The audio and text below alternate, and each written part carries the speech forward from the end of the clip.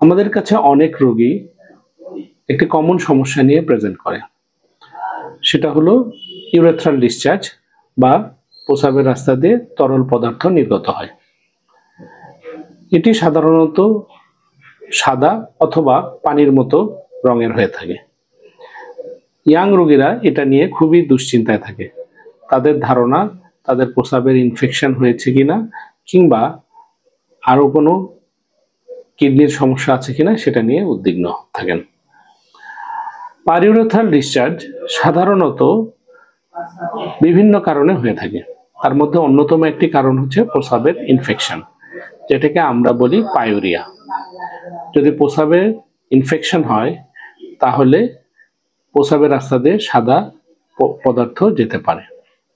আবার urethral infection বা urethritis হলেও প্রস্রাবের রাস্তা দিয়ে সাদা যেতে পারে।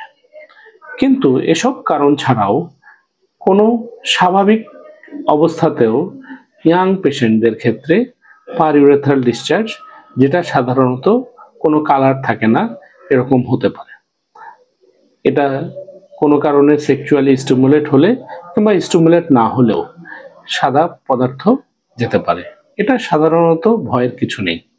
কিন্তু যদি প্রস্রাবের রাস্তা দিয়ে সাদা পদার্থ যাওয়ার সাথে সাথে যদি ব্যথা থাকে কিংবা জ্বর থাকে কিংবা ঘন ঘন প্রস্রাব হয়, তাহলে বুঝতে হবে যে প্রস্রাবের রাস্তায় ইনফেকশন আছে।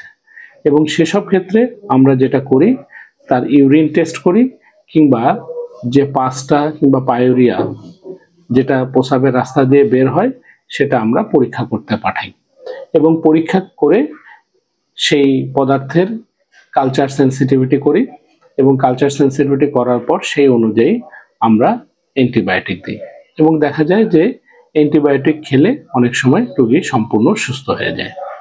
কিন্তু কোনো কারণ ছাড়াই কিংবা সেক্সুয়ালি স্টিমুলেট হওয়ার জন্য যদি সাদা পদার্থ এরকম যায় যেটা পিচ্ছিল টাইপের, সেটা সাধারণত কোনো ওষুধ খাওয়ার প্রয়োজন হয় না।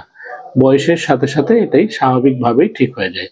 এই জন্য কাউন্সিলিং করা প্রয়োজন এবং দেখা যায় যে সাধারণত এসব রোগীকে কাউন্সিলিং ছাড়া অন্য কোনো ওষুধের প্রয়োজন হয় না এবং কাউন্সিলিং এর মাধ্যমে সম্পূর্ণ সুস্থ হয়ে যায়। তাই আপনার প্রস্রাবের রাস্তা দিয়ে যদি কখনো সাদা তরল পদার্থ বের হয় তাহলে উদ্বিগ্ন হওয়ার কিছু নেই, বরং আপনি ইউরোলজি বিশেষজ্ঞের পরামর্শ নিন। উনি পরীক্ষার মাধ্যমে ডিসিশন নেবেন যে এটি ইনফেকশনের কারণে না স্বাভাবিক বয়সন্ধিজনিত কিংবা বয়সজনিত কারণে কিনা। যদি বয়সন্ধিজনিত কারণে কিংবা বয়সজনিত কারণে হয় কিংবা স্বাভাবিক কারণে হয় তাহলে কোনো ওষুধ খাওয়ারই প্রয়োজন নেই এবং এটা নিয়ে দুশ্চিন্তা করারও প্রয়োজন নেই। ধন্যবাদ।